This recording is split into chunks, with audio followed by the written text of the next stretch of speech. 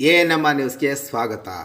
ನೂತನ ಕೋಲಾರ ಎಸ್ಪಿ ಡೆಕ್ಕಾ ಕಿಶೋರ್ ಬಾಬುರನ್ನು ಸನ್ಮಾನಿಸಿದ ದಲಿತ ಸೇನೆ ರಾಜ್ಯ ಖಜಾಂಚಿ ಬೀಡಾ ಶ್ರೀನಿವಾಸ್.